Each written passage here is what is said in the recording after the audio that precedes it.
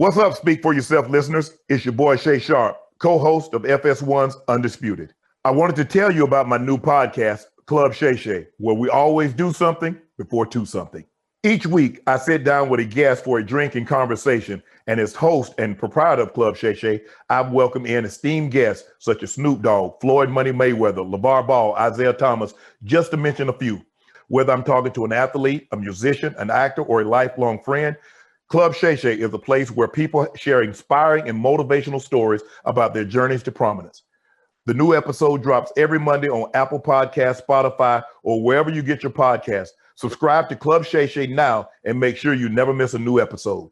Now, back to Speak For Yourself. Welcome to Speak For Yourself. I'm Marcel Swiley, auditioning for D-line coach at University of Texas. And Velveteer over here, my man Immaculate Acho. What's going on, Royalty? It's velvet, bro, but it's all about the mustard. Oh, my God. The mustard pants. Oh, I just saw ashy ankles. Okay, my bad. Hey, Steve Sarkisian, hook your boy up. Hey, Acho, you know we're just 2 days away from the Super Bowl, so let's get it started. Oh, hammer time. We're used to seeing Tom Brady in Super Bowls since this is his 10th trip. But is it his first time as a Buck? Yes, it is. And only the second time his team has been an underdog. Ooh. Chiefs are favored by 3 points according to Fox Bet Sportsbook. And yesterday, Brady talked about the tough task of beating the defending champs. Take a listen. This is a game that's really going to challenge us. This team is a very tough team to beat. You know, they haven't been beaten in a long time. Got a great offense, got a great defense, really well coached, very good on special teams. So just try to chill on Sunday, you know, get your body, you know, mentally, physically, be in a good place to go out there and compete and get ready for a great game. Let's chill, Acho. Will this Super Bowl be too big of a challenge for the GOAT? Yeah, for Tom Brady, it will be too big of a challenge. For the Buccaneers, to be decided. But for Tom Brady, it's going to be too big of a challenge. So it sounds outlandish, but you have to think the playoffs thus far have challenged Tom Brady. Don't you? Remember the playoffs thus far, 55% completion percentage against Washington. Oh, okay. 54% completion percentage against the Saints. Win. 55% completion percentage against the Packers. Win. Understood. Win, win, win for the Buccaneers. All I do is win, win, win, no matter what. That's what the Buccaneers have done. Okay. However, you asked me, is it too big of a challenge for Tom Brady? Before you can win a game, everybody has to try to win their individual battles. Let's be real. Tom Brady didn't win his individual battle against Aaron Rodgers. The Buccaneers won the battle against the Packers, but Brady didn't win the battle against Aaron Rodgers. I think Tom Brady is going to face a challenge individually. We saw what happened when he tried to play the Chiefs week 12. He had 3 touchdowns. Yes, he did great offensively as far as that output, but defensively as far as protecting the ball, not so good. The reason I do think it'll be a challenge is because I looked at Tom Brady versus the elite quarterbacks this year. Drew Brees, Patrick Mahomes, Aaron Rodgers. Okay. And how did Tom Brady fare and how did they fare? And if you look at it, when he went head-to-head against the quarterback's elite, 60% completion percentage to their 65, 79 passer rating to their 91. 12 passing touchdowns, 10 interceptions to their 13 passing touchdowns and 6 interceptions. He had 4 games with 2+ interceptions. That is against the elite. He's going once again, Marcellus, against the elite. Oh, the elite. So you ask me, is it too big of a challenge for Tom Brady? Oh, my question. Yes, for Tom Brady, it's too big of a challenge. But for the Buccaneers, I'm not saying it's too big of a challenge. Brady specifically, that's a different answer. Brady plays on what team? Buccaneers. Oh, okay. Separate those two. You want to? I don't want to. This is not too big of a challenge for the GOAT, for Tom Brady. Oh. Okay, let me just start off with a sentence that is mind-blowing. Tom Brady has been to more Super Bowls than every franchise in NFL history, except one. The one he helped go to 9 Super Bowls in the New England Patriots. 31 other cities out there outside of him in New England can sit there and look and say, y'all don't even understand the magnitude of this moment. Acho, you and I don't understand the magnitude of this moment, but Tom Brady does. Tell me this, Acho.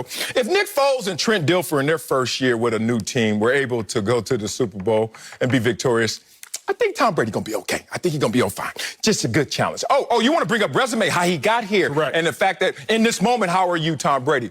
I asked you the same question. Patrick Mahomes, how are you in this Super Bowl moment? Because last time I checked, Nipsey Hussle. Last time I checked, your boy had a 78 quarterback rating. Your boy was struggling for 3 quarters. Your boy was looking at Jimmy GQ as the game MVP before he had that miraculous fourth quarter, and I give him credit for that. But try and win a fourth quarter comeback against the GOAT in his 10th Super Bowl, Tom Brady. You know what's going to happen with that. A big fat L. You're trying to tell me that Tom Brady's not ready when he is properly dressed up with not only a defense that can go out there and take advantage of Patrick Mahomes and that offense, but more importantly, he has a balanced attack. Leonard Fournette. People want to sleep on Leonard Fournette. Don't sleep on him. Little Muscles over there is leading the league in the postseason in scrimmage yards and tied for touchdowns.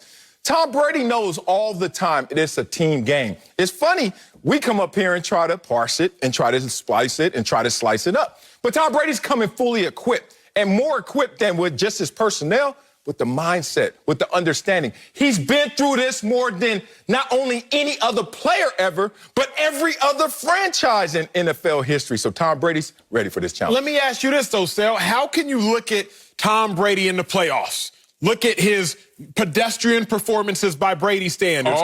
Three of his 4 worst completion percentages all season have come in the playoffs. Yeah. The last game we just saw him in, 3 turnovers. Mind you, his last 5 possessions, 3 points and 3 picks. How can you actually look at Tom Brady's performance? Don't look at his name. Don't look at the name of the back of the jersey. Don't look at what he gave you over the last 20 years. Look at him right here, right now. How can you look at these performances and not think it's a challenge? He's been challenged thus far. I'm not saying anything novel. Why do you look at Patrick Mahomes and just accept that he's just going to ball out in the Super Bowl when you only seen him one time in the Super Bowl and he ain't ball out? I don't understand why you want to look at Patrick Mahomes through a different lens than you do Tom Brady. Okay, let's do it, though, because it's entertainment. You said that, what's he going to do against another elite quarterback? Correct. In this moment, huh? Let's talk about what he's done against elite quarterbacks. Since you want to use recently? Because I just showed you. What do you mean recently? I showed you. I just used you recently against Patrick Mahomes, and you can't stand that argument. You don't want to go Patrick Mahomes recently in the Super Bowl. That's not good for you. So let's talk about... Why is Patrick Mahomes in this argument, though? This is with Tom Brady. Will the Super Bowl be too big of a challenge for Brady? Who's challenging Tom Brady? He out there by himself. He won the game. Oh, it's an opponent. I'm going to talk about Tom Brady versus Tom Brady and elite quarterbacks. What happened when Kurt Warner walked on the scene? Remember that? Had the greatest show on turf, won his 2nd MVP that season. The Rams, greatest show on turf. Not only that, maybe greatest offense we've ever seen. Patriots beat him. Okay, whatever. Peyton Manning, MVP. Patrick Mahomes been MVP before? Beat him. 03 and 04. Let's not move. Andrew Luck, remember the little hot start, young superstar, led the league in touchdown passes, beating Peyton Manning's Broncos to get to the Colts to the AFC Championship game. Got him out the way. Aaron Rodgers. Oh, my God. Likely MVP this year. Definitely the MVP by Saturday. What happened with him? The point is, put him in front of Tom Brady, going to mow him down. And he's been mowing him down his entire career, and Patrick Mahomes may not even have to get mowed down. He may duck down like he did in the Super Bowl last year. Here's the thing, though. Tom Brady's not mowing these cats down. You gave me Tom Brady's Super Bowl when he was 24. You know, and I gave you... when he was 27, he was 28. And I gave you last week. But I'm saying Tom Brady's not mowing these cats down. Tom Brady didn't play well, Sal. Like, he didn't even play well last week. 3 interceptions. You keep forgetting the pseudo punts. These are calculated risks. No. You got to read the articles, too. What that is called is self-handicapping. Okay, we're going to throw a pick. We're going to call it a punt, Tom Brady, to protect yourself. I'd rather join because after you came out... Okay, good. So you don't give respect to that? No, I'm not going to give respect to a turnover and then being like, no, it was a punt, coach. It was a punt, coach. No. How about this? It's 3rd down. We're on our territory. You know, if we don't get a first down, guess what we about to do? Punt. Let's not try and just get a first down in this situation when we can risk it for the biscuit. Look, I'm not a risk it for the biscuit guy. Jameis Winston wasn't either because it undermined what he was doing in other facets of his game. But when Tom Brady is Mr. Dink and Dunk, and then you got a coach that's Mr. Risk It Biscuit, you got to come to a happy medium. I think that's their happy medium. Tom Brady's like, the only way I'm going to throw it down there if it's beneficial to us and not only moving the ball down the field in a punt situation, but also pinning the team back. I can't, as a dude who was in the secondary at times, to throw a punt, to throw a kick and call it a punt, I'm not there. It don't make no sense. It does make sense. It doesn't make sense. You don't agree with it, but it makes sense. No, because when How did Mike Evans get the big bomb? How did Chris Godwin get the big bomb? The difference is when you're punting the ball, you actually have 8 men who's tasked with going down there and tackling the person. Bro. When you're throwing a pick, you have offensive linemen who aren't tasked with going down there and making a tackle. You see any pick sixes? Sense. You see any pick sixes? You don't. Okay, move on. You see any pick sixes? With that being said, I'm not just going to skim over the fact that Brady didn't play well. That's what it comes down to. Like, we don't even got to say with all these gyrations, we don't even have to use outdoor voices. We could use very indoor voices and say, Marcellus, yes, Brady hasn't played well. Go back to his last Super Bowl against the Rams. 0 touchdowns, 1 pick. They won because they held the Rams' prolific offense to 3 points. Brady hasn't played well. Come back to the playoffs this year. Wow, that's what Brady hasn't played well. Okay. Now, you can say, well, he outplayed Taylor Heineke. Congratulations. Did he outplay? Oh, now it's opponent. Now it's opponent when it's a lesser opponent, but when it's a superior opponent or on his level, it's not opponent. I just compared opponents. Even when he played Patrick Mahomes earlier this year, he got outplayed. When he played Aaron Rodgers recently, he got outplayed. Did he self-correct when he got outplayed by Drew Brees? Not once, twice. What happened? That's the point. I don't want to use your argument against you, but you're forcing me. He didn't self-correct. His defense played well. Me and you can meet there. Me and you can meet on the fact that the Buccaneers collectively will play well as a unit. The Buccaneers will collectively play well as a squad. But Tom Brady didn't really he got back to his average, right? I don't think Tom Brady is a no-touchdown, 3-interception guy like he was against the Saints. Has Tom Brady been amazing in all of his Super Bowls? No. So what are you saying? This challenge is different than any other challenge. Look, I don't know if you remember Kurt Warner, but Patrick Mahomes right now is Kurt Warner-ish. Like, Kurt Warner was destroying the league. And he was like, let's go get it. Now, you saying he didn't go get it by himself. That's not this conversation to me. Because the challenge is, what can I do as a team? And can we do collectively, using me and my abilities, you and your abilities, to go out there and meet the challenge? You just want to make it 1 on 11. That's fine. But look, what did 1 on 11 get Green Bay? What did 1 on 11 get Aaron Rodgers? What did 1 on 11 get Drew Brees? What did 1 on 11 get Taylor Heineke? The point is, it's never 1 on 11. If you want to have that conversation, Tom Brady has not played his best, but he's never had to play his best to win Super Bowl. But he's also never had to play against his offense this prolific. Greatest show on turf? The Rams and what the Chiefs. Marcellus, Patrick Mahomes has averaged the most points of a quarterback in the playoffs. Yes, that's what I'm telling you. So the greatest show on turf had a great name. Yes. Had a phenomenal name. Yes. But Patrick Mahomes averages 34 points. We've never seen that before. Yeah. Ever. Exactly. Ever. But you also, now we're going to get into a conversation about the defense is going to have something to do with that, right? That's not Tom Brady. That's where I'm at with you. That's where I'm at with you. Right. So you're talking about a whole different situation where he's going to need his defense. I'm having that. I'm going to say this one more time.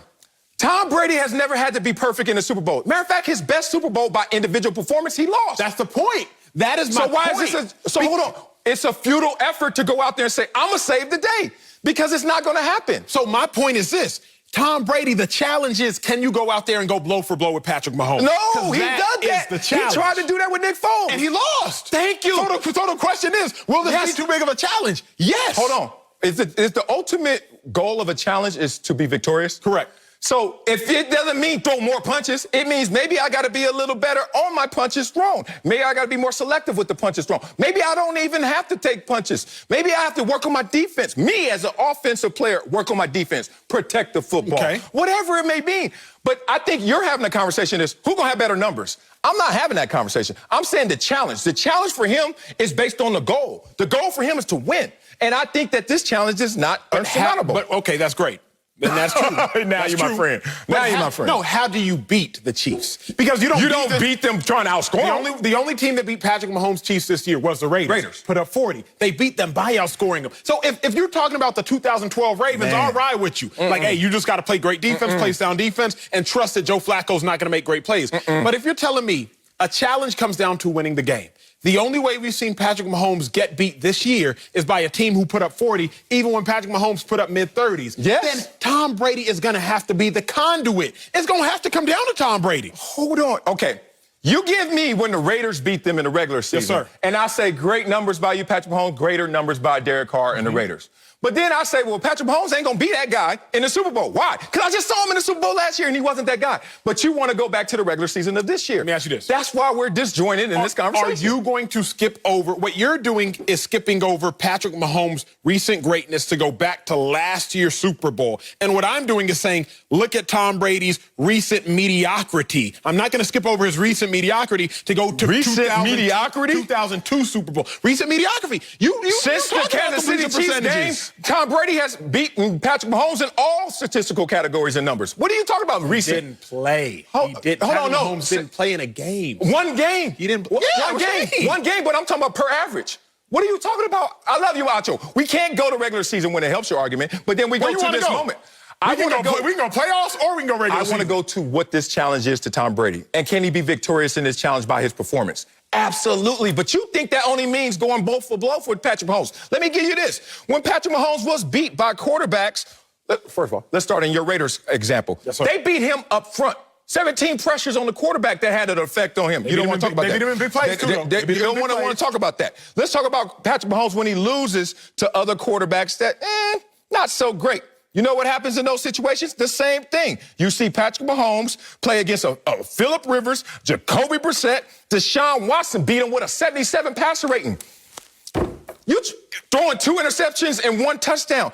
Patrick Mahomes has lost to these guys, man. He's lost to Jared Goff. He's lost to Derek Carr, as we just talked about, Ryan Tannehill. And if you want to look at what they did, 89 passer rating, 77, 61, 77. I don't know why you got caught up in this argument of if you don't play perfect, you can't beat Patrick Mahomes, when Patrick Mahomes in the Super Bowl one time didn't even play close to perfect. Because to beat Patrick Mahomes and the Chiefs recently, I'm not going back to 2017. You want to go back to the Super Bowl last year? Is that recent? Sure, that's fine. Okay. To beat them well, you don't recently, need to do a lot to beat the quarterback has to outplay Patrick Mahomes. Derek Carr outplayed Patrick Mahomes. He had more passing yards. He had more passing touchdowns. He outplayed Patrick Mahomes. Patrick Mahomes outplayed Jimmy G. Even if Patrick Mahomes struggled for 3 quarters, he still outplayed Jimmy G. To beat Patrick Mahomes, you have to outplay Patrick Mahomes. Can Tom Brady outplay Patrick Mahomes? We've already seen it once. No, he hasn't. We've seen him in the playoffs. He hasn't outplayed him in the playoffs. So I don't know why you think Tom Brady will outplay Patrick Mahomes now. Last time, Patrick Mahomes has 1 playoff loss. By who? It get quiet now. Now you don't know what I'm talking. Who beat Patrick Mahomes has 1 defeat. Correct. But you said on this show who lost that game. You said I don't know what show you talking about. I do a lot of shows. What show you talking about, cuz? That's you didn't want a show right now. That's what you watch. You said Patrick Mahomes didn't lose that game. You said you put that on the defensive line. But no player loses that game. Don't try and change the context of this. Let's talk about this. Tell me if this is too challenging for Tom Brady to keep pace with. First quarter of the Super Bowl last year, because I like using the same stage. Let's do it. You know what I'm saying? Like, I remember a sports psychologist came up to me and said, I want you to put a 2x4 on the floor and walk across it. You had this before? Yeah, and then put it on. Hey, man, we on TV. Let me do this. He said, walk across it. Everybody in the room, doing flips. He said, now put that between 2 skyscrapers. Walk across it. Consequences. Let's talk about the consequences of Patrick Mahomes not playing so stellar and see how that works. First quarter, 5 of 9, 55% in the Super Bowl. 40 yards, no touchdowns, no interceptions, 66 pass rate. I wonder if Tom Brady can do that. I think so.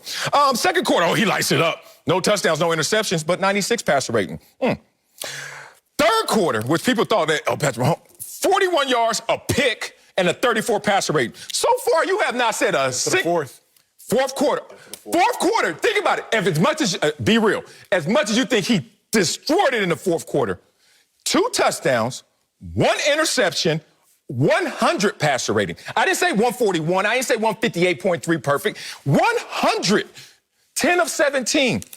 Tom Brady like, dog, if you do what you did, and I am me in this situation where I am the best ever to do it on this stage, that's not going to be enough. I'm sitting there saying Patrick Mahomes has to elevate his game before you have to worry about what Tom Brady's going to do in the Super Bowl. Big dog, if you look at Patrick Mahomes, this playoffs, right? Okay. And you look at him, he's given you 14 drives. He scored on 11 of them drives. 11 of the 14 drives he scored. I like. The 1 drive he punted. It was because Tyreek Hill dropped a pass. Outside of that, they missed a field goal and he took a knee because they were so far ahead of the Buffalo Bills. So if you're looking at Patrick Mahomes, and you Tom Brady, what you mean like this might not be a challenger, but you got Patrick Mahomes? Tom Brady, the last time we saw him sell, pit. Like that's the last time we saw Tom Brady. Last time we saw Patrick Mahomes, touchdown, field goal, touchdown, take a knee. But put yourself, let's time travel. You prepping for the Super Bowl, but you on the 49ers last year. What you saw from Patrick Mahomes was the same thing you see from Patrick Mahomes this year. Greatness. And then you get into the game and you realize, he's just a mere mortal. He's just another man. And they had Patrick Mahomes' number. Or at least Patrick Mahomes didn't play like Patrick Mahomes plays. And then it starts to haunt Patrick Mahomes. Damn, here I go again. What if he gets off to a slow start? And then you know how the doubt birds start to circle. Man, Super Bowl again, and I'm not me again? And then the Bucs defense is not the same defense as he's faced to this point. Let me ask you this. Who's number 1 in turnovers and takeaways? Bucs defense? Who's number one in getting to the quarterback and pressures? Who has the most dynamic sack duo the last 2 years? All on the Bucs. He has not seen that yet. If the league average for points is 25 points per game this year and the most prolific offense the NFL has ever seen as far as totality. Okay. But Patrick Mahomes scored 31 points his team did last year en route to winning a Super Bowl. Did he really play a bad game? No, He had nearly a touchdown more than the league average. He had 31 points, and they won by 11. Did he really play a bad game? You can dice up his quarters and say that in a quarter he was bad. But if he gave you 31 points, Sal, significantly more than the average, won by 11, gave you 2 touchdowns in the fourth, came back from down 10, did he really play a bad game? So if you're telling me that Patrick Mahomes is 31 points and his touchdowns, his comeback from down 10, if that's the hope that Tom Brady has to hold on to, hey, Patrick Mahomes might be bad, even though he scored 31 points, even though he came back from down 10, I don't know if I want to cling to that hope if I'm Brady. It's not even about clinging to that hope. It's just respecting your opponent but not fearing them. It's simple as this. Last year in prep for the Super Bowl, Patrick Mahomes walked into the Super Bowl with 8 touchdowns and no interceptions. You know what he walked into the Super Bowl this year with? 4 touchdowns, no interceptions. Now, it's still perfect, but it ain't the same perfection level. The impact is different. And now he's going against those killers. We'll see how it plays out. But a challenge to Brady? Look at his resume, bro. Nothing's that challenging. Coming up at the top of the hour, Patrick Mahomes' boss said his early success is better than Michael Jordan. Oh, God. We'll tell you if that's a fair comparison. But first, we'll be joined by a Super Bowl champion. We'll ask Emmanuel Sanders how much pressure is on the Chiefs' offense. Like I just said, out your next. Speak for yourself. Hey, Speak for Yourself listeners. I wanted to tell you about our brand new Fox Sports app and website, foxsports.com. Reimagined for the modern sports fan. Go ahead, download the new app now. You don't even have to pause this episode. Every day on the new app and website, you'll see the top stories in sports, plus a rich world of written content, videos, social media, and analytics to give you a 360-degree view of the most important stories of the day. Streaming live TV has never been so easy or elegant. Every Fox Sports game, including all pregame and postgame shows, are just one click away. For the extra invested fan, we also go deep with real-time wagering lines, trending prop bets, win probability, and key player projections. So download the new Fox Sports app or visit www.foxsports.com. Welcome back to Speak for Yourself. Tom Brady already has 6 Super Bowl titles, but he can become the second quarterback ever to lead 2 different franchises to a Super Bowl win. On the other side, Patrick Mahomes is 6-1 in the playoffs, and his only loss came back in 2018 when he lost to Brady's Patriots.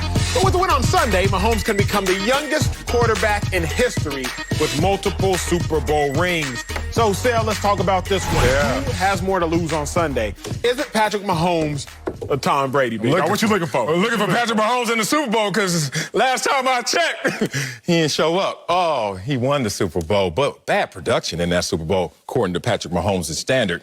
Yeah, man, look, Patrick Mahomes has more to lose in this situation. First of all, everyone has more to lose if somebody is beating you in something. And again, look at Patrick Mahomes. Catch up, brother.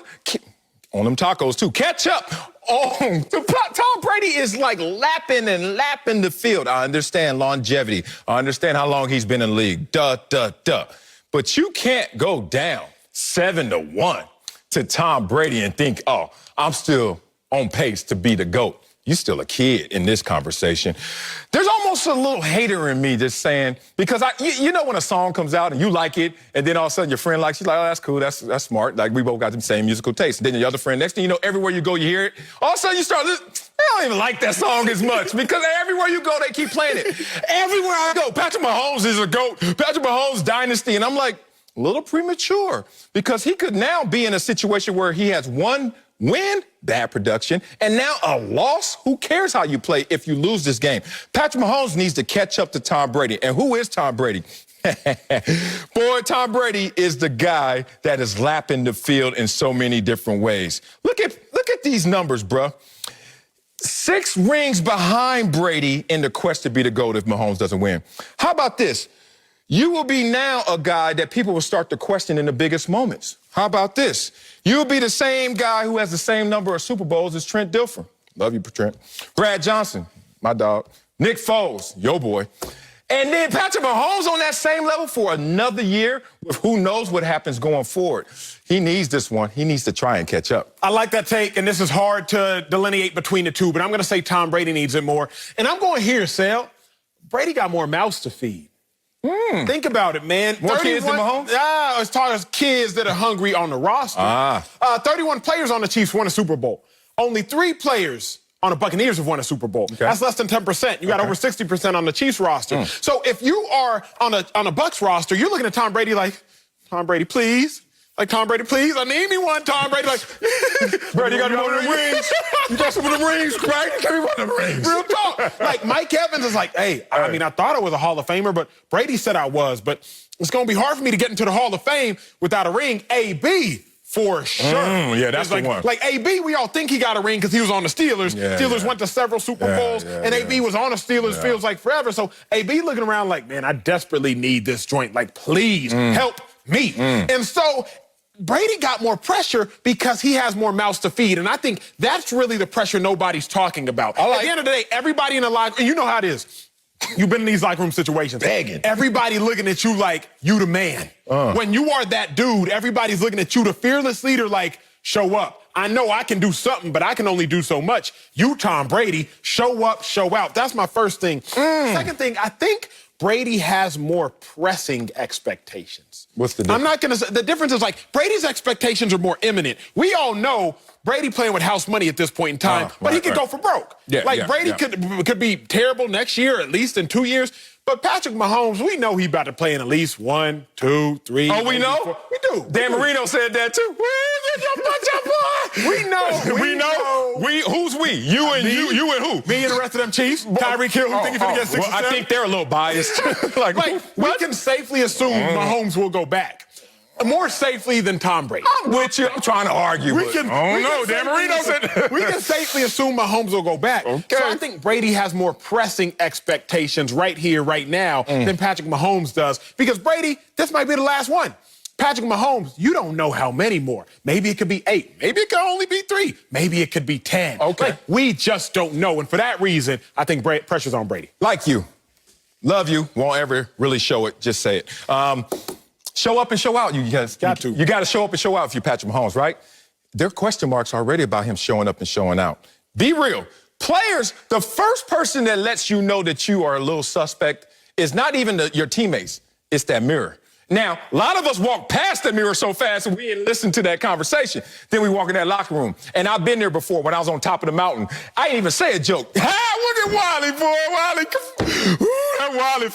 I ain't said nothing, dog. Stop. And then when you starting to come down the hill or they just got a little question mark about you, you say a bomb joke. I mean, you got that joke from Kevin Hart, Eddie Murphy, and Chris Tucker. Back in the days, that's my days. And they like, You know why? Because they looking at Patrick Mahomes. Be real. First 3 rounds of the playoffs in his entire career, his short career so far, higher yards per attempt than in the Super Bowl. Completion percentage, 5 points higher than in the Super Bowl. Touchdown to interception ratio. This is crazy. Every time you see Patrick Mahomes in the postseason, except the Super Bowl, 15 touchdowns, no interceptions. Never threw a pick. But in the Super Bowl, 2 touchdowns and 2 interceptions? Smart football players are looking at him a little side-eye, but they trust in him and his ability. But then you get to the passer rating. How you going to be 116 in every game and every round, and in the Super Bowl you drop to 78? Is there a pattern? And if he doesn't show up and show out, they're going to start to think there is a pattern. But let's just talk about a guy who may lose in this Super Bowl, and Patrick Mahomes. When you are first in quarterback wins, when you're first in yards, when you're first in touchdowns since you've been a starter, and second in passer rating, how dare you lose to a guy over the hill, out of his prime when you're in your physical prime? So you keep talking about pressure. Patrick Mahomes doesn't want that narrative, that pattern to continue. So here's pressure on him for him to ball. But when we talk pressure, you know me. We're not even talking pressure. We're quite literally talking who has more to lose. I liked your first lap because you said, Patrick Mahomes, you ain't even got what Tom Brady has. But if you turn that on his head, who has more to lose? The person who has more. You feel me? Like, we argued this before. Here we go again. Like, come on, Bill man. Gates has more to lose than Emmanuel Acho. Because Bill Gates has more. He has more. So he has more to lose. He has more in quantity, but not more in quality. Talk about that. A billionaire who loses $1 million is like, what'd you say? I lost what? Oh, man, quality of my life ain't changing. Acho, I don't know how much you got. Your brother Sam said you broke. But the point is, I don't know how much you got. But if you lose $1 million, that watch go. I'm like, where your watch go? Why no more velvet? Like, where the velvet go? Why you only got one phone instead of 3 like you do? It's a difference. It's different. So you're going to separate between quality and quantity. Yeah, that's fair. You have to. But I will say this. Tom Brady has something to lose in both for the fact of he's now giving away not his $1 million, hypothetically speaking, but he's giving away a ring to the person. You don't want to give it to him. To the person who's wrong person that's going to get that money. Brady could give it to anybody else. Oh, Rodgers, you can get it. Oh, Jared Goff, sure, you can get it. Russell Wilson, sure, you can get it. But you going to give it to the one person who's not about to catch him because he ain't about to, but to the one person who has the potential to catch him. That's where the fear comes in if you're Brady. Yeah, the hypothetical like contention. Like we all know, like there's somebody out there that you're like, they got next. I'm sure a lot of analysts saw you day one was like, yo, he got next. But I've been at the network for 10 years. He ain't gonna pass me. Was that Acho? Like, because I went through the same thing, but it was a long time ago. But you're hosting the show at 30, 29. I was hosting the show at 35. I retired at 32, 2-3 years removed, same as you.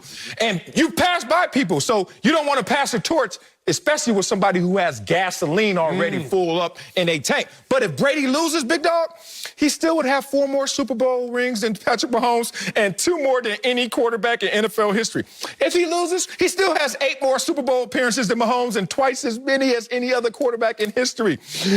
Like, I don't care, win or lose, there is a lot of pressure and, more importantly, more to lose for Patrick Mahomes. So then, let's qualify. Because is it that Brady actually has more to lose, but it doesn't matter to him as much? I think that's what, because we really are talking about the same example about the billionaire who has more to lose than the millionaire. But to the billionaire, it don't matter as much. Brady has significantly more to lose. I just don't know if it matters to Brady, because the other thing Brady has to lose is the grandiose argument, Brady-Belichick. Does he care about it? Probably not. Are we going to care about it? Maybe, but I know we're going to talk about it. Yeah. So Brady definitely has the argument of, hey, was it you or was it Belichick, which we will continue to have over the next 5, 10, 15 years until the end of time about who's deserving of more credit. Brady, you lose this Super Bowl, now you ain't won a Super Bowl without Belichick. You've been, but you ain't won one. Belichick goes on to win one. Now he's been and potentially won one. So now he's going to get the credit that you don't get. To Brady, it might not matter, but that is a substantial loss on Brady's overarching legacy. Okay, it is, but it's a hit. If you know the stock market, if you know your portfolio deeper, it's one of those unrealized losses.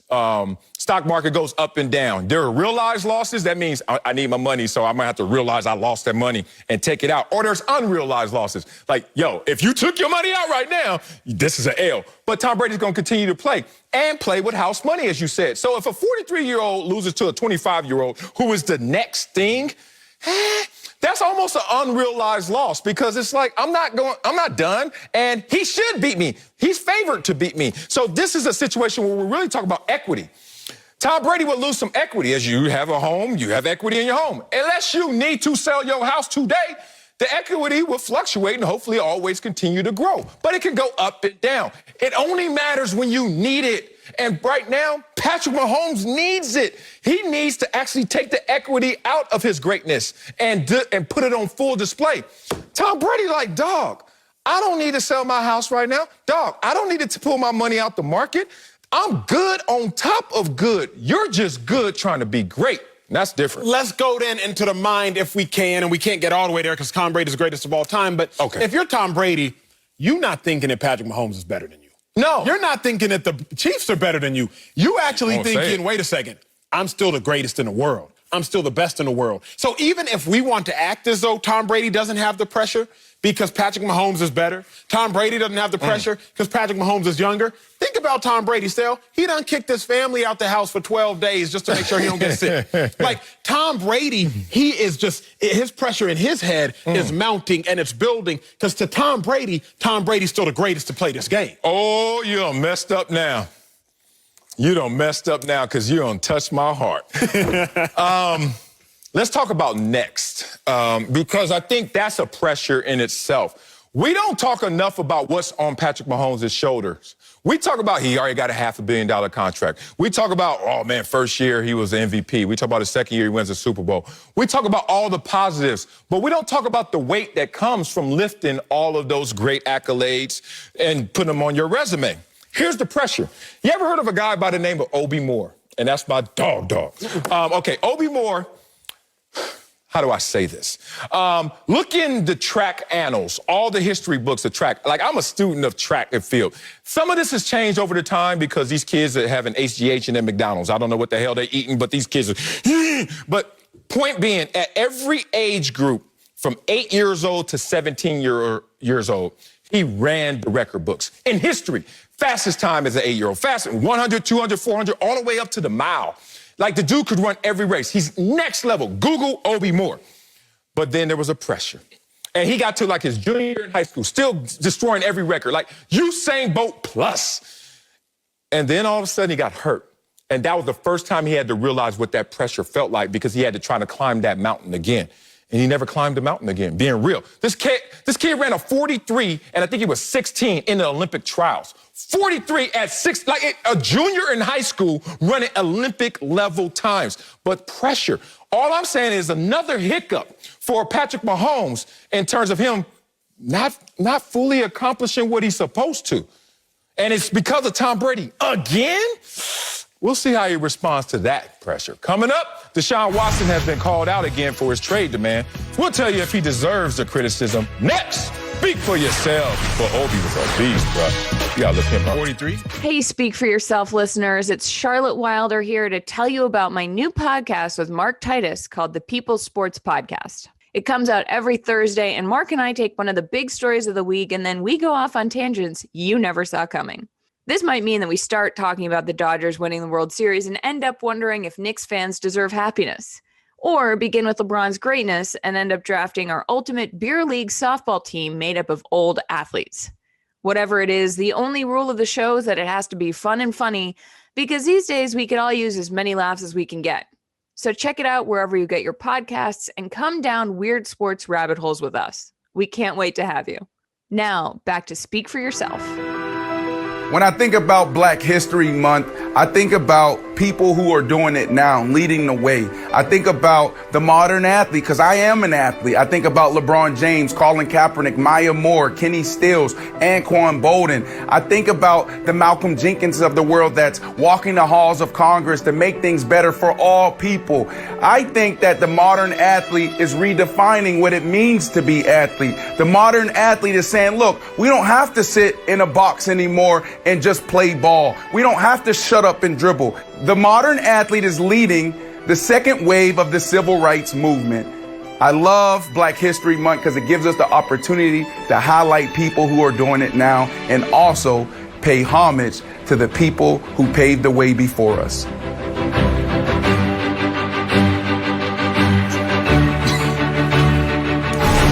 Welcome back. Let's go to Houston. Yeah, let's go. Where there's been nothing but drama.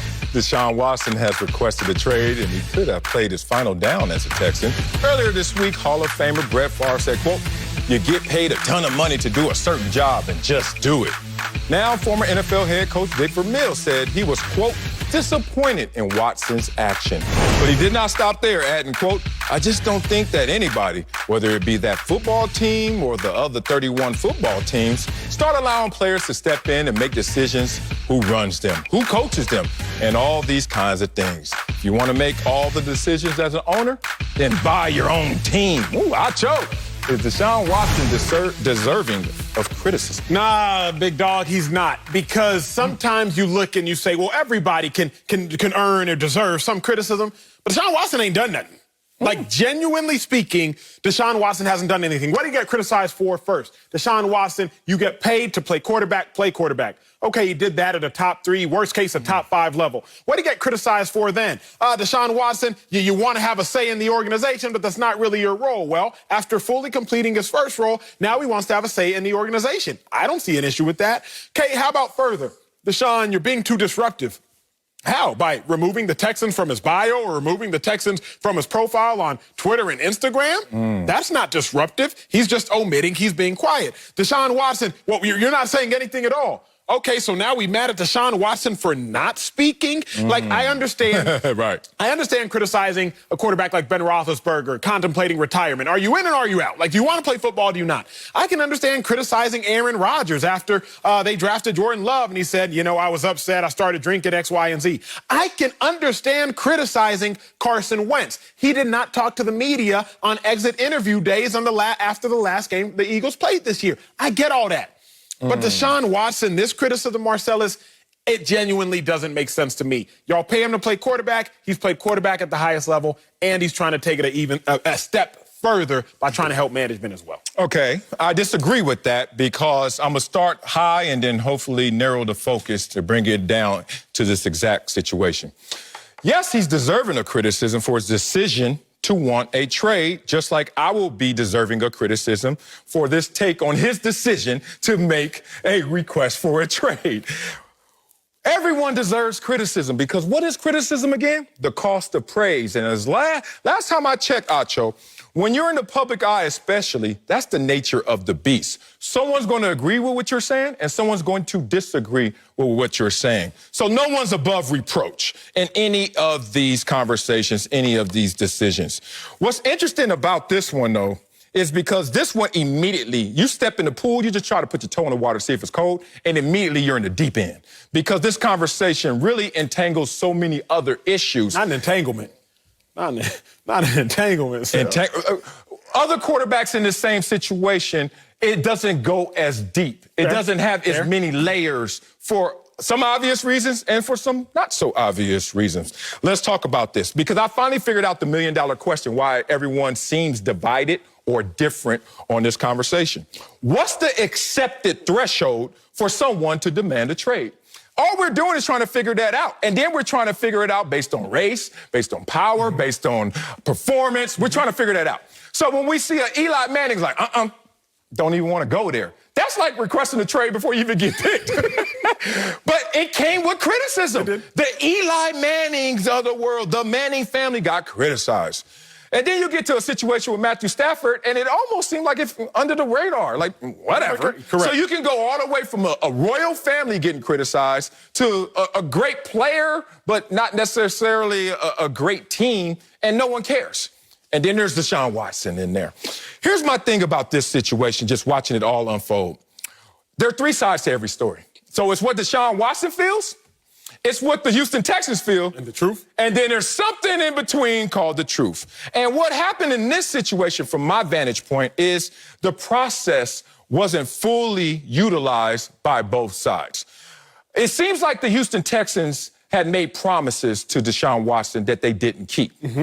It seems like Deshaun Watson committed to a team that he knew didn't always live up to their promises, but was believing in them changing their ways going forward.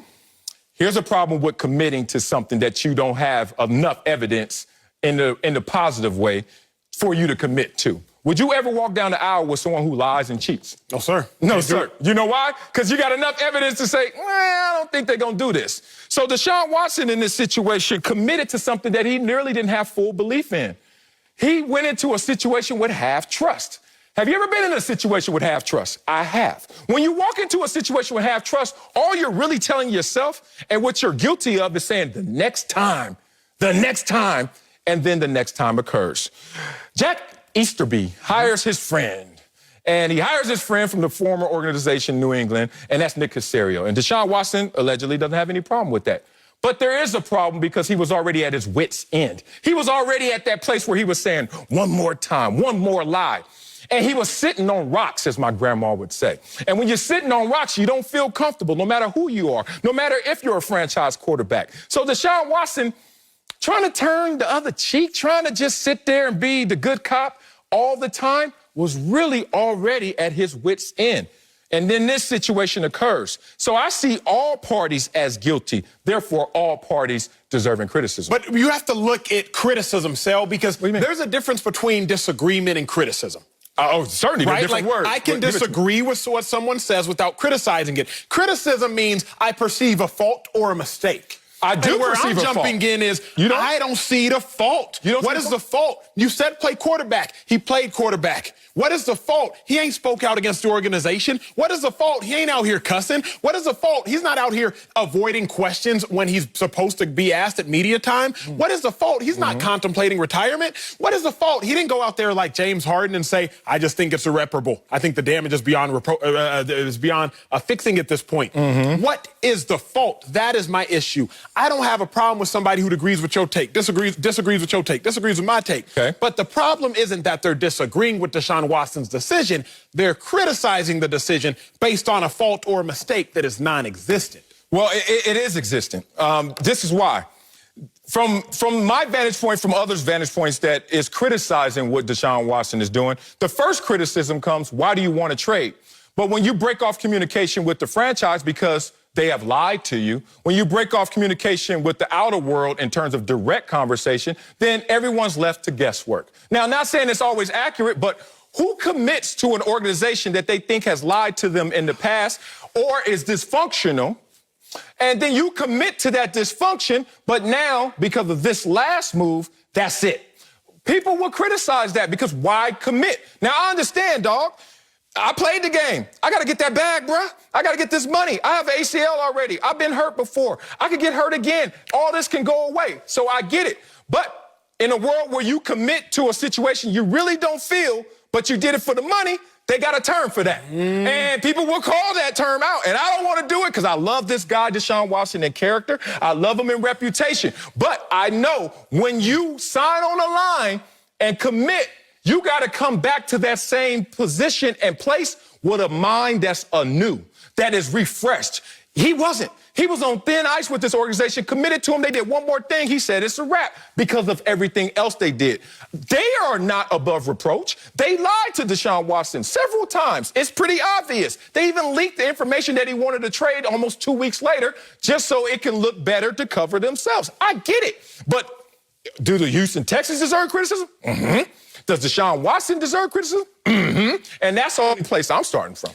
Marcellus, I got to answer that question. Okay, let's that's go. the question everybody asks. Why commit? Why would Deshaun Watson commit to the Texans just to dip out, want to dip out several months later? Yeah. Deshaun Watson would commit to the Texans for the same reason or to answer the question in Dick Vermeil's last sentence. What did Vermeil say? What did he say? What did Vermeil say? Can we pull up that last little quote, that last little quotable? Yes. Because Dick Vermeil says, if you want to make all the decisions as an owner, then buy your own team. I hate ignorance like this, Sal, and I've been saving my passion for this.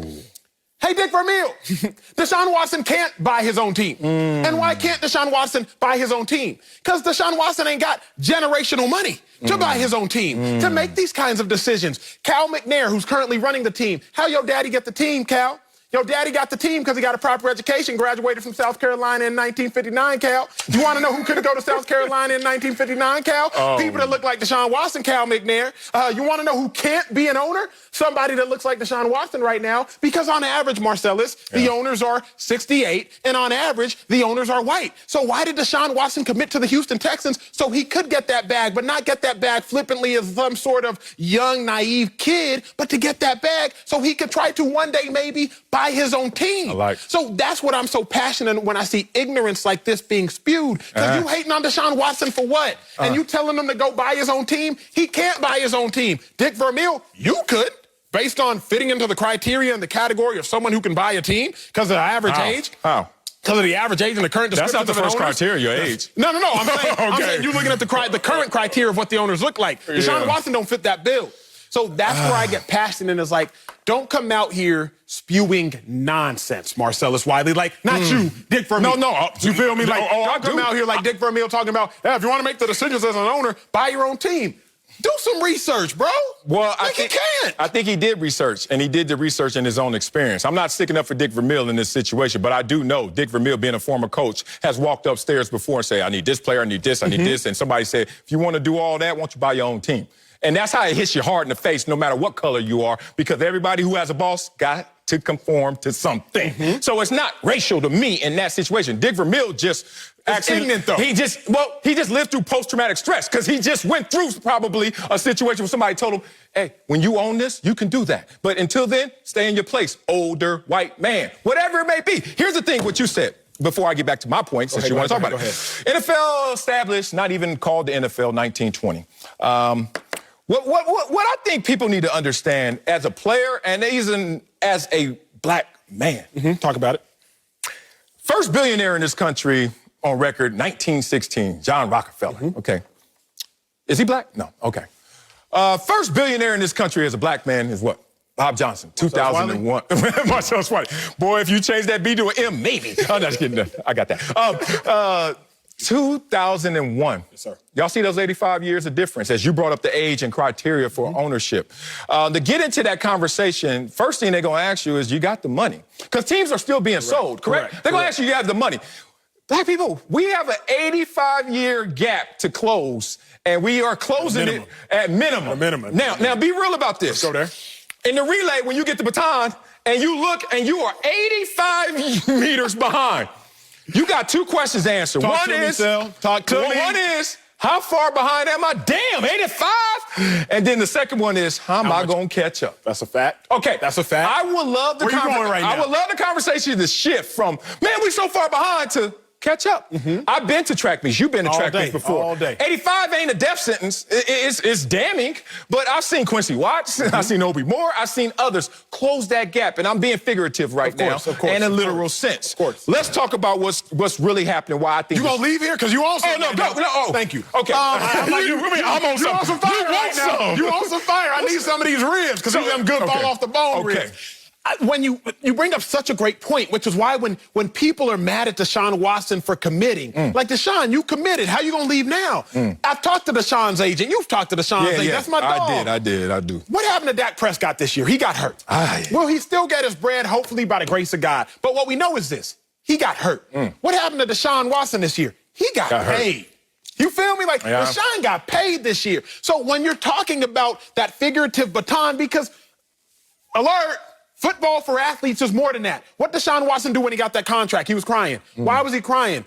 Because his mom had to move out of community group housing because Warwick Dunn moved them into housing based on different housing programs. What a story. So while Deshaun Watson's mom is trying to own a house, Cal McNair's dad is trying to own a team. Like, we're not talking about the same thing, big dog. So I'm not mad at Deshaun for prematurely signing a contract, if you will, because he's fighting different battles. Like, if he's getting that baton cell, and it's the second leg, right? And if y'all don't like track, I'm sorry. Go watch some racing. If you getting that baton and it's the second leg, you know you can't make it all up. But what you want to do, hand the baton off to the next person a little bit closer. So Deshaun Watson, if he can sign that $156 million deal, what's he going to do? He going to hand it off to his kids a little bit closer than how he got it from his mom and them. And that's why I'm not mad at the dog. Yeah, but it's not just if he's going to get closer to where he wants to go in terms of what he envisions and closing that gap. It's how. And that's where the criticism is coming. How did you run that? Did you step on the line? Did you cross your lane? Did you undercut yourself? Because Deshaun Watson is almost guilty of being too good a guy. He's guilty. Let me tell you how. And, you know, I've been in this situation before, but I had to kind of grow into more of a selfish mindset. I used to be selfless, and now I'm selfish. But there's no difference. You know what the difference is? Self is the common denominator. I started to say everything I put myself into, I have to say, what does Marcellus want from that first? I know I went third person. Here's the thing. Deshaun Watson, war can't be avoided, just postponed. He had a war moment when he was signing. And he knew he was sitting on dysfunction. He knew he was surrounded with dysfunction. But he signed on because he believed in himself and he believed in his goodness and how that would spread. And he believed in his abilities. But the problem is when you're guilty of not feeling something, You're going to do something like this to the extreme. Deshaun Watson went from that moment to they did something else he didn't like, and he was like, you know what? That's enough. You know why this was the straw that broke the camel's back? Why? Because he had so many other straws on his back. One straw ain't that much. But when Deshaun walked into the situation committed, that camel was already like, yo, DeAndre Hopkins. Yo, we got a bad GM. Yo, they said that going forward it's going to be better. And he believed in that. But then when he saw there was no sign of hope, he said, all bets are off. Let me ask you this. But you committed to all bets are off. Let me ask you this, because I've never thought about this until now. Then why don't you think Stafford got the same amount of criticism? From what we've heard, Stafford was in Cabo with McVay. Yeah. They were sipping on some pina coladas, eating some chips and queso with some guac on the side. And Stafford gone to L.A., and we've just been like, oh, my God, great for Matthew Stafford. He needed that escape after 12 years. Yeah. Jared Goff, we hope for the best for him. Yeah. But Deshaun, we all got an opinion. For whatever reason, everybody, Brett Favre, the Dick Vermeils of the world, they all got these opinions on what Deshaun Watson doing. Yeah. But where was all that noise for Stafford? Or is it just that Deshaun Watson's so much better than Stafford? You know, I keep it 1,000. One thing I learned from boxing promotion is the best one is to have an American versus an international fighter. One thing to have it used to be black versus white. You just make them rich. Part of it is a racial optic in terms of how you perceive it differently. But What you mean by that? But being by that is this. Why we are seeing reaction greater because race is involved. There is a clash of races. There's a Nick Caserio, right? There's a Cal McNair. And then there's a Deshaun Watson. With a Matthew Stafford, you don't see that opposition even in optics. That's part of it. I'm going past that point because boxing has evolved past that point. But I had to bring you that as foundation. What's the difference is Matthew Stafford didn't just sign in September. And Deshaun Watson almost signed up for dysfunction with clear eyes view. Like he knew it and he still signed to it. So people are kind of perplexed. Why you signed on, big dog? And we all understand why he signed on. Right. I think he's guilty of this. This is something that I like to bring levity. I know a lot of people think this is so deep and so heavy. It is, but it ain't. Because it ain't going to change your world. It's going to change Deshaun Watson's and Cal McNair's world. Let's just be real about that. He's guilty of what my wife does. I'm sitting there watching TV. And then my wife gets up, has to do something, and she crosses the TV. Now, who hasn't been here before? Can she like duck or can she go around? Did it again. Now, I ain't saying nothing because I'm Deshaun Watson. I'm a good guy. I'm just kept mental notes. She did it the third time. That fourth time, instead of me saying, hey, baby, can you walk around? Now you hype. Well, how do I come at her? Baby! She like, I'm sorry. I didn't even keep tab of the other 4 times. And that's what I think Deshaun Watson, being the good guy he is, was guilty of. Kind of just going at the Texans like, baby, when they were like, dog, my bad. I thought you liked Nick Caserio. Coming up, we're putting our name on it. It's time to make our Super Bowl predictions. Next, speak for yourself. Try to make light of that. Let's get back to the Chiefs. Patrick Mahomes has regular season and Super Bowl MVP trophies, and he can become the youngest quarterback in NFL history with multiple rings. On the NBA side, Michael Air Jordan was a perfect 6 for 6 in the NBA Finals, but he won his first title when he was 28. Chiefs CEO Clark Hunt compared Mahomes to MJ, saying, quote, it's amazing the success that Patrick has had so early in his career. I mean, really more so than Michael Jordan had early in his career. Whew. It took Michael a few years before he won his first championship, and Patrick, in year 1, had us on the cusp of making the Super Bowl. We're just blessed to have him, and it's going to be a fun 10-plus year career for Patrick in Kansas City.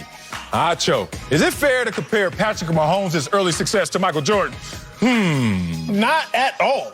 Let's talk about early success. Patrick Mahomes actually, at a younger age, is having greater success. Year 1, Michael Jordan, he was in it doing his thing. He was in his bag, second-team All-NBA. But by year 2, who had the advantage? Patrick Mahomes. He was an NFL MVP, first-team All-Pro. Remember, Jordan got hurt year 2. Then when you want to look at year 3, Patrick Mahomes wasn't the first-team All-Pro, wasn't the second-team All-Pro. Just the Super Bowl MVP, along with winning that game, obviously. Meanwhile, Jordan, first-team All-NBA. By year 4, Patrick Mahomes, second-team All-Pro. Jordan, MVP, first-team All-NBA.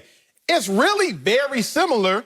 If you want to give one person the nod, you got to give the nod to Patrick Mahomes because he had greater collective success. I'm not an old head, so I'm not going to act like them old heads act. Over here. Bruh, you know how old heads act? They feel as though the game can never get greater than it was. Yeah, Athletes can never get greater. We're track people. I'm not going to go too into it, but we all thought Michael Johnson's 400-meter record would never be broken. I was like, yo. And we seen a dude by the name Wade Van Niekerk who broke it out of lane 8. Probably the hardest psychological lane to run in. So I'm not a dude who's going to be like, Jordan was so great, we'll never see greatness ever out of an athlete. One, you could argue we've seen it in Tom Brady and LeBron James. Two, Patrick Mahomes is ahead of that pace. Can he keep it up? Who knows? Is it a different sport? Obviously, but I'm not going to say it's too early to compare the success.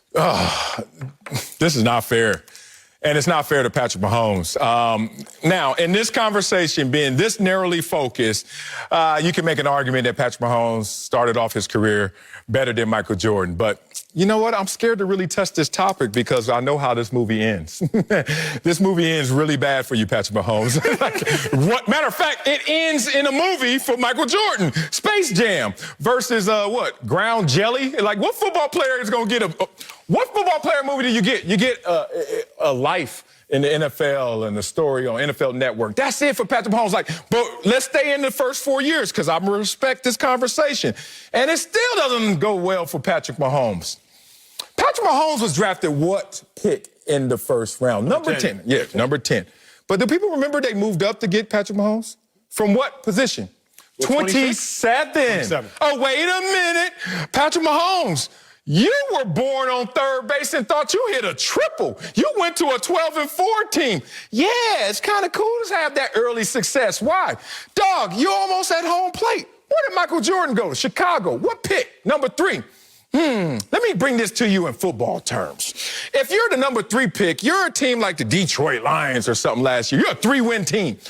And if you're the 27th pick, you're like the Baltimore Ravens or something. You're 11-win teams. So in the NFL, he started off in high society. He started off with a team that won 12 games. And Alex Smith was still balling. They were just like, nah, we could ball a little harder.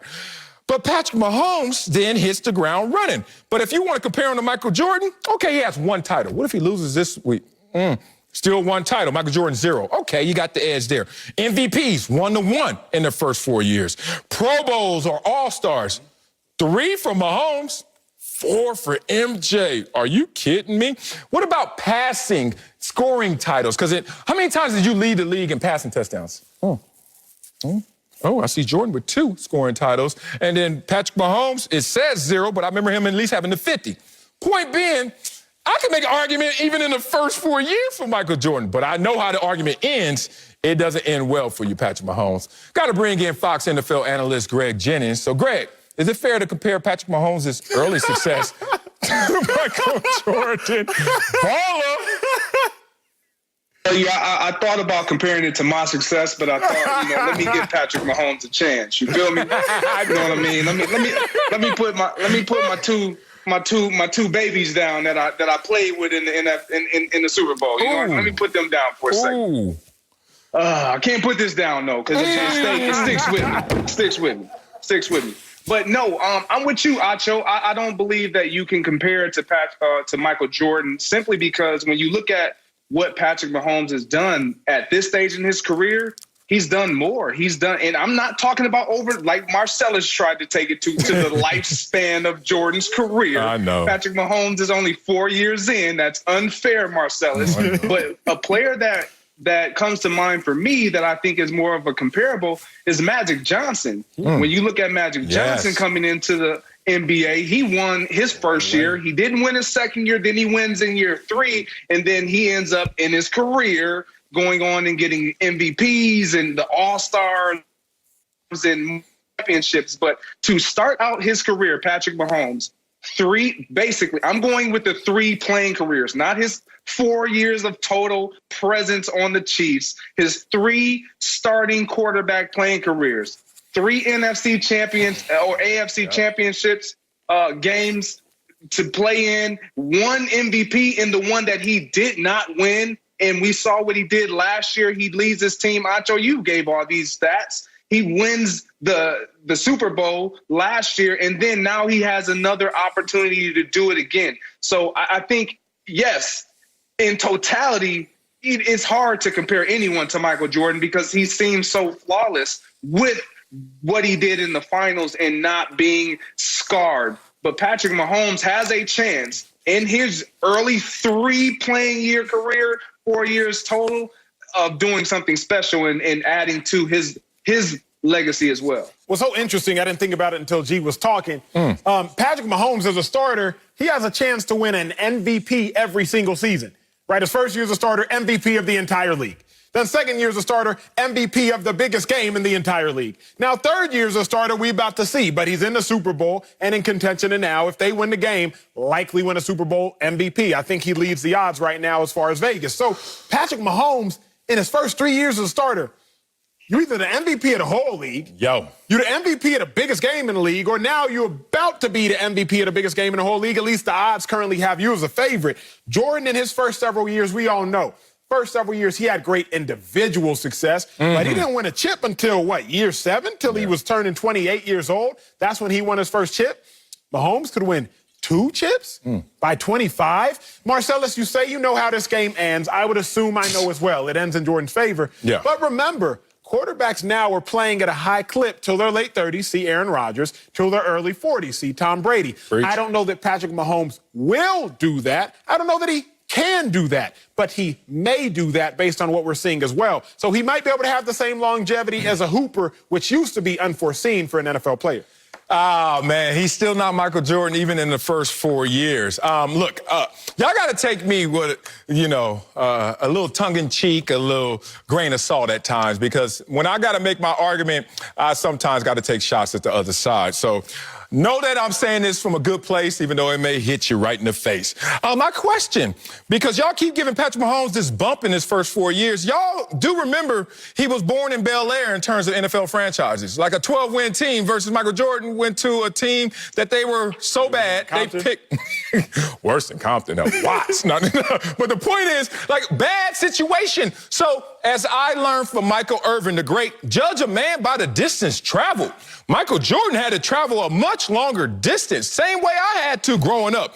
2 county checks, a welfare check, food stamps, crack epidemic, all that. Judge me by that. Don't talk about somebody else who's almost at the finish line and they took 1 step. And that's what Patrick Mahomes basically did. His team was in the divisional round of the playoffs the year they drafted him. Y'all act like that doesn't matter. But with that said, here's a real question. Tongue-in-cheek, but it's a real question.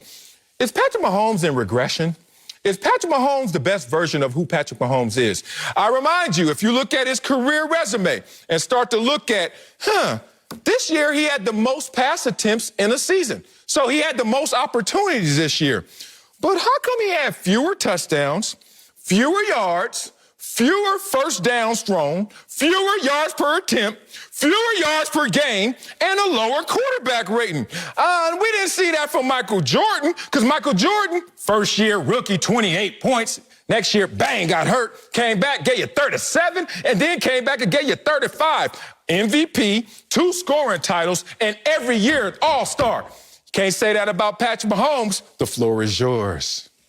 Hey, he also had fewer L's on his resume this year than anybody else in the league, too. Adversity. I don't want to hear all that. Circumstances. I don't want to hear all that. He ain't had no money. He didn't have any money. Let me bounce back on you one time. So you talk about all of this of Patrick Mahomes coming in with the team that was 12-4, but that means nothing to me if they couldn't get it done. Andy Reid is still Andy Reid if Patrick Mahomes doesn't get there, and he doesn't draft Patrick Mahomes to get him over that mountaintop. We were thinking Andy Reid, is he one of the best coaches to ever coach? We wouldn't put him in that category. Why? Because he didn't have the Super Bowl. What does he go out and get? He gets him a Patrick Mahomes, a sure thing to ensure that he can get now catapulted into that conversation, and he allows his organization a chance to sustain the success and get them to the promised land with a quarterback that has the talent to do it every single year, year in and year out. And lastly, Stop trying to poke holes in Patrick Mahomes. I don't like the way you're coming at him right now. He got one of these that I'm sitting over here with. You ain't got nothing. She said you ain't got nothing. You feel me? You ain't got nothing. You're right. I don't have anything right now for you right now. When you got that on your shoulder, I just got to tuck it and run. I get it. But I will say this. I'd much rather be in a situation where we're one player away on a 12-win team, kind of like how Tom Brady went to a 7-9 team and they felt they were one player away. You know why? That means in 52 other players in that locker room, we kind of feel good about them. That's not Michael Jordan. He wasn't just one player away. He wasn't just a Pippen away. He wasn't just a Rodman or Horace Grant away. He needed all of that to just get to that same level. Patrick Mahomes, man, I love you, big dog, but you were born on third base. Thought you hit a triple. Coming up, Patrick Mahomes gets most of the attention for KC, but we'll tell you if he's the most important chief in the Super Bowl. That's next. Speak for yourself. Okay, the segment's over. I love you, Patrick. You're my guy. Welcome back to Speak for Yourself. The Chiefs do not lose a lot. KC is 25-2 in their last 27 games, including the playoffs. Not only that, over half the roster is back from last season's Super Bowl win as they try to become the first team to repeat since Tom Brady's Patriots back in 2004. Greg is back, but Acho, who's the most important chief in the Super Bowl? Man, I love this. Let's dive in. Everyone will say Patrick Mahomes. Some might say Tyreek Hill. It's actually the third one people talk about, Travis Kelce. And when you think about the defense for the Buccaneers, how are they going to course correct? What they're going to do is double team Tyreek Hill on each and every play. If you're in single high coverage, which means one safety, 20 yards deep, he's leaning over Tyreek Hill. If you're in two high safety coverage, that one of those safeties is dedicated to Tyreek Hill as well, which means Travis Kelce is going to be one-on-one with cornerbacks. If you're a cornerback, you should never let a tight end beat you. But Travis Kelce ain't no regular average tight end. So I think this game will come down to Travis Kelce. He's the most important chief. He gets over 100 yards, Chiefs win. He gets under 100 yards, or is he held to about 50, 60 or so? I think the Bucs win. Travis Kelce missing piece. Come on, man. Don't disrespect the receivers like that. It's Tyreek Hill. The fact that you had to exclude him, it is him. He is what makes this team so electric. When you think about what he brings to the table, it's more than when he has the ball in his hand. It's the attention you have and he garners with him just stepping foot on the football field. His speed, his shiftiness, his agility, all of that is unmatched. We understand what he brings to the table when he gets the ball in his hand, but defenders are literally on their heels. They don't know how. You can't cover him with one guy. So what he does, he provides opportunities for so many others offensively, but he also puts stress on a defense because now you got to play basically with 9 guys because 2 are going to him. It's mandatory. It's Tyreek Hill. He allows Travis Kelce, and I love Travis Kelce. And I think he's going to do what he does with or without Tyreek Hill. But it sure is a lot easier when you got that cheetah outside of you. Oh, man. Y'all are both wrong in this. Kelce, Hill, amazing. We all know how tremendous they are as talents. But I guess there's only one person left. You gave me 2 dependents. I'm going to talk about the head of the household, Patrick Mahomes. Yes. Because if you're a receiver, if you're a tight end, I don't care how good you are. You need somebody else. Right? And that's who Patrick Mahomes is in this situation. Look. Patrick Mahomes has to go out there and be Patrick Mahomes. Once again, and I will harp on this, we can't have this perfect quarterback in every other round of the postseason and then see something subpar like we saw in the Super Bowl last year from Patrick Mahomes. Patrick Mahomes has to be Patrick Mahomes. You can't have a 116 rating in every other game except the Super Bowl, but then in the Super Bowl you have a 78 rating. That can't happen. So that's why there is a pressure on Patrick Mahomes. There is a stress on him to be the guy. And look, last year in the Super Bowl, we saw him. He was Mr. Fourth Quarter. I love that. But you just can't be good in one quarter. You have to be good. You have to be Patrick Mahomes for the other 3 quarters as well, because you're going to face Tom Brady. And if you're Mr. Fourth Quarter, I don't know what you're going to call Tom Brady other than the GOAT. So in a situation where it's going to be a clash of titans, be very careful, Patrick Mahomes. There's somebody on your level, if not greater. You're going against the GOAT. Coming up, Bruce Arians is making his Super Bowl debut as a head coach, but we'll tell you who the most important Buck will be in the Super Bowl, and that's next on Speak for Yourself. Welcome back. The Bucs coming into the Super Bowl red hot. Offense led by Tom Brady leads the league in points per game during their 7-game winning streak.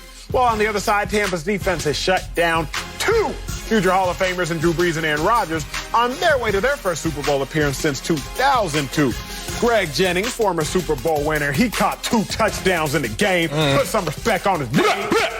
Greg Jennings back with us. But Marcellus, who's the most important Buccaneer in the Super Bowl? Acho, you know me. You know how I feel about these Bucs. You know how I feel about the GOAT. But it's Leonard Fournette. He's the most important piece to this puzzle for the Bucs to go out there and solve whatever Patrick Mahomes and the Chiefs are going to present.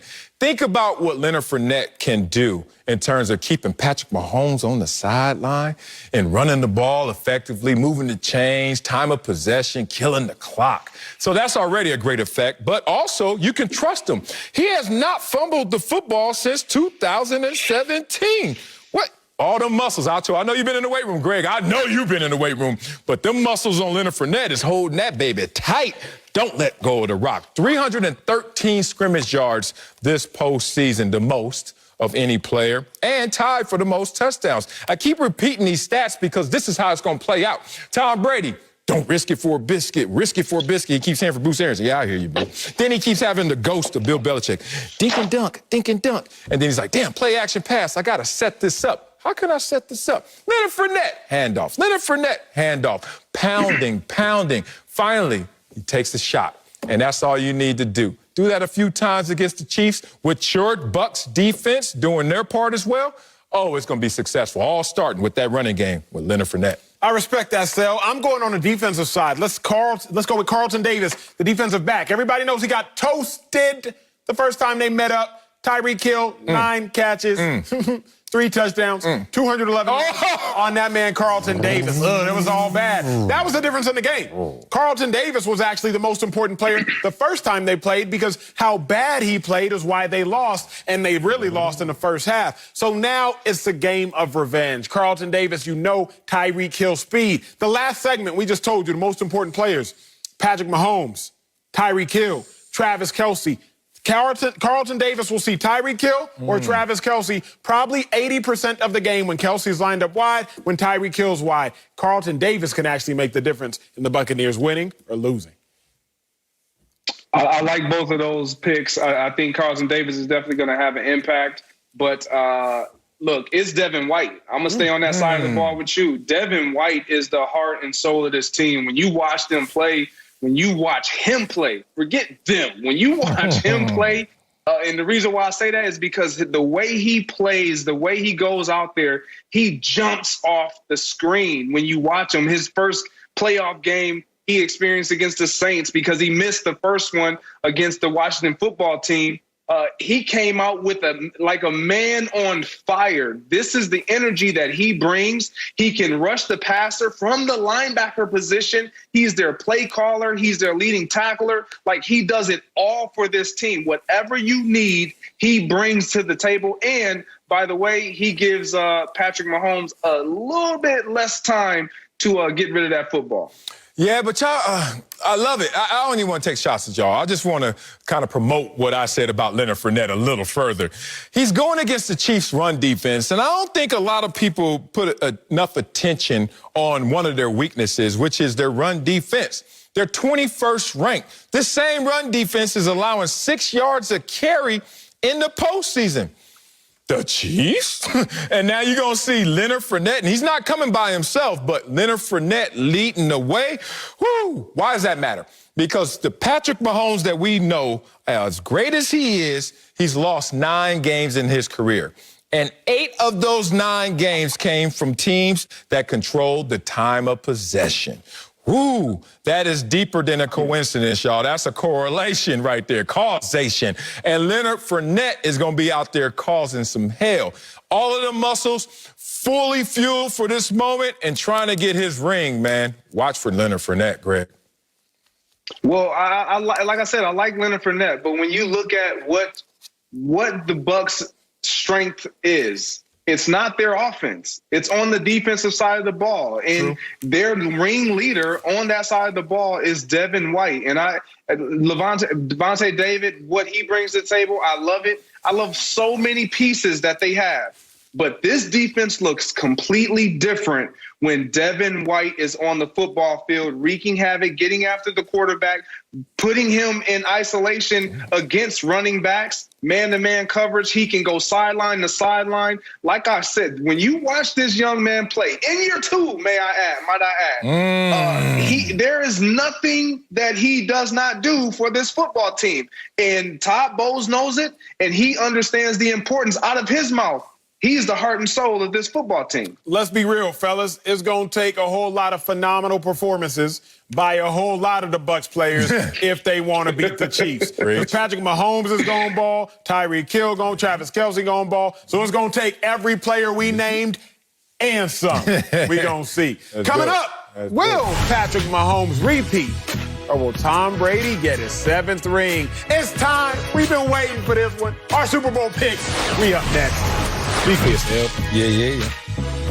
New tracks, new teams, and a new champ. The 2021 NASCAR season starts in just 10 days with the Great American Race. The Daytona 500, February 14th, only on Fox.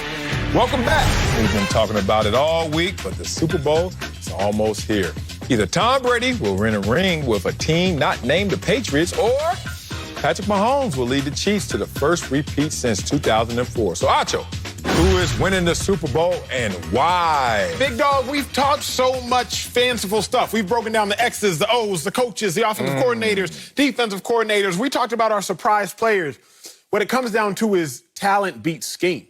It does. Talent can beat scheme. And then in Todd Bowles, probably defensive coordinator for the Bucs, probably has a fanciful scheme drawn up. One of the best, if not the best defensive mind in all of football. He saw what happens when the Chiefs beat them the first time. He's going to go back to the drawing board. He's going to tinker with some things, fix some things. Tyreek Hill, we're going to do this. We're going to do that.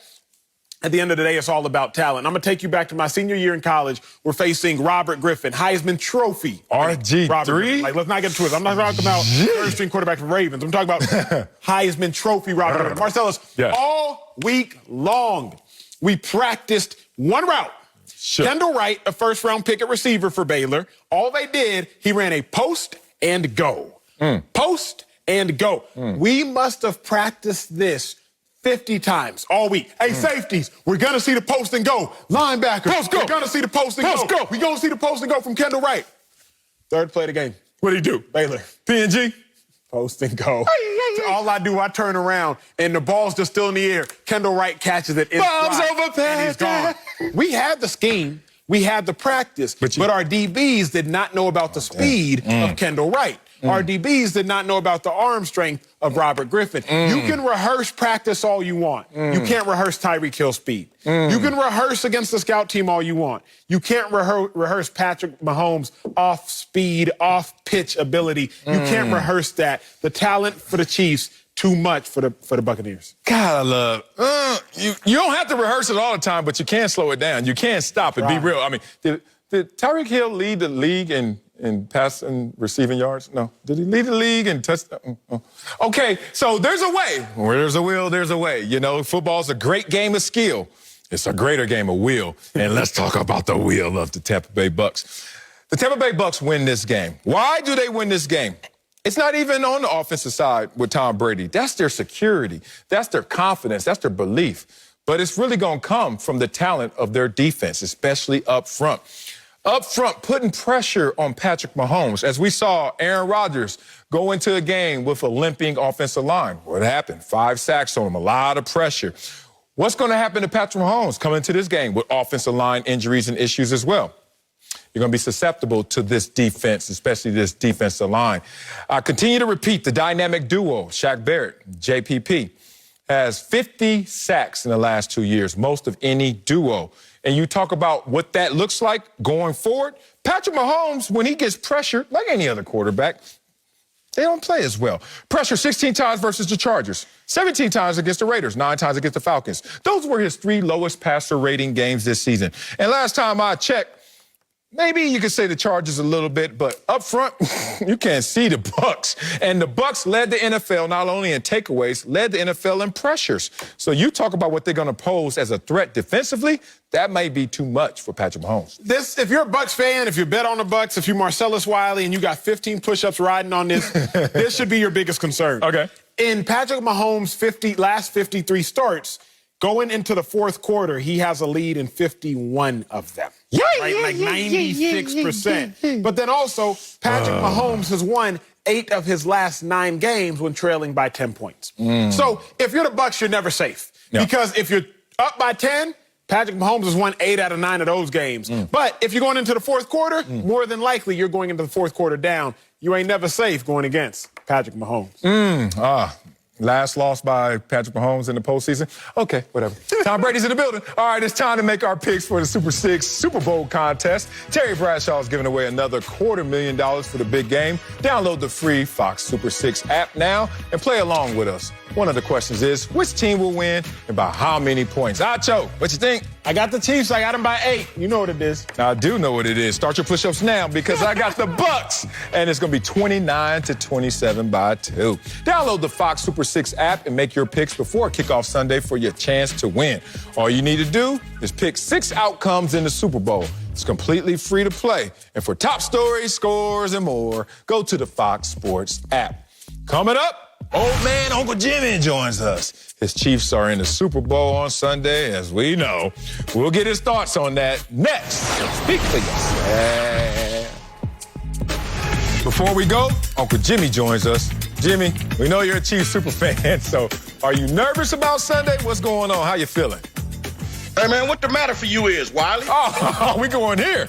Ebonified. Huh? Okay. Why are you disrespecting Patrick Mahomes? I don't have beef. He's just not perfect. How disrespectful can you be? Please say it ain't so, Wiley. What? Please tell me you didn't call this man a mere mortal. Yeah, he is. Hey, man, look, whatever you do, man, please don't let nobody from Kansas City ever hear you say that. Hey, man, people from Kansas City don't believe in 3 things. What? God, Jesus, and Patrick Mahomes. And I'm going to tell you the truth, man. I'm going to be honest with you. What? You better be glad that I'm trying to get saved because I'm out there and put hands on you myself. Hey, man, you ain't been doing nothing but speaking ill of Patrick Mahomes all day. That dude has lost 1 game all year.